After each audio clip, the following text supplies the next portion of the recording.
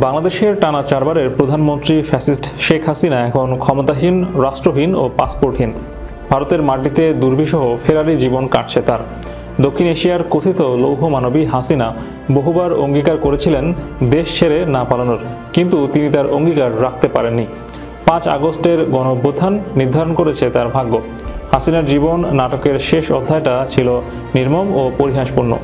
গণভবনের টেবিলে তার জন্য মধ্যাহ্ন ভোজের বাড়া ভাত ক্ষুধা নিবারণ করেছে অভ্যুত্থানকারীদের কেউ কেউ। দেশে দেশে অত্যাচারী শাসকরা এভাবেই পালিয়ে জনরোষ থেকে প্রাণ বাঁচিয়েছেন। পরবর্তীতে বিদেশের মাটিতে জীবনাবসান ঘটেছে তাদের অনেকের।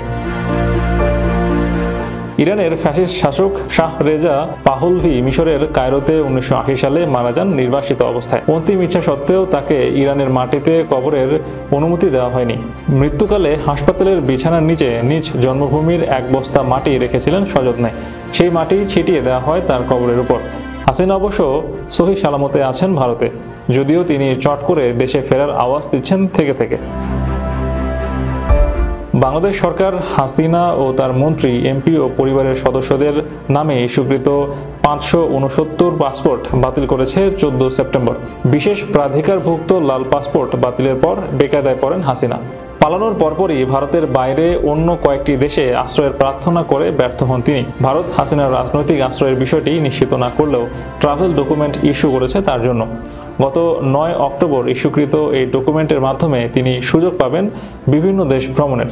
ট্রাভেল ডকুমেন্ট এক ধরনের বিশেষ পরিচয়পত্র। নিজ মাতৃভূমির পাসপোর্ট পেতে ব্যর্থ ব্যক্তিবর্গ সাধারণত পেয়ে থাকেন ট্রাভেল ডকুমেন্ট। হাসিনার নির্দেশে যেখানে সাধারণত পাসপোর্ট মুহূর্তে পরিণত হতো অসাধারণ কূটনৈতিক ও দাপ্তরিক পাসপোর্টে, সবুজ জমিনের পাসপোর্ট ধারণ করত লাল বর্ণ। অতিশয় ক্ষমতাধর হাসিনা এখন বহন করছেন ট্রাভেল ডকুমেন্ট নামে ভারতের দেয়া পিত বর্ণের একটি বুকলেট। নিজ দেশ, জাতীয়তা ও পরিচয় প্রত্যায়িত করে যে পাসপোর্ট, হাসিনা তা থেকে বঞ্চিত। পাসপোর্ট ছাড়া স্বাভাবিকভাবে কোনো সুযোগ নেই বিদেশ ভ্রমণের। ইতিহাসে মৃত ফেরাউন পাসপোর্ট পেলেও জীবিত হাসিনা বসে আছেন ভিনদেশে ট্রাভেল ডকুমেন্ট হাতে।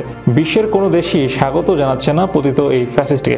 ফেরাউনের পাসপোর্টে রাজা শব্দটি লেখা হয় পেশা হিসেবে।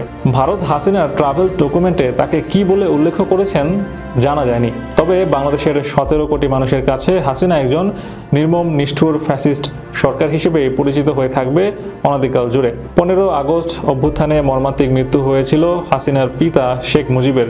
এই মৃত্যুকে আওয়ামী লীগ নেতা তৎকালীন স্পিকার মালিক উকিল লন্ডনে এক সাক্ষাৎকারে মুজিবকে ফেরাউন বলে মন্তব্য করেন। ফেরাউনের মৃত্যু নেই, তারা অনবিশ্বর। যুগে যুগে ফেরাউনের ফিরে আসে বিভিন্ন দেশে, বিভিন্ন নামে, বিভিন্ন বেশে। উৎস ডক্টর ওয়াজেদ খান, সম্পাদক সাপ্তাহিক বাংলাদেশ, নিউ ইয়র্ক।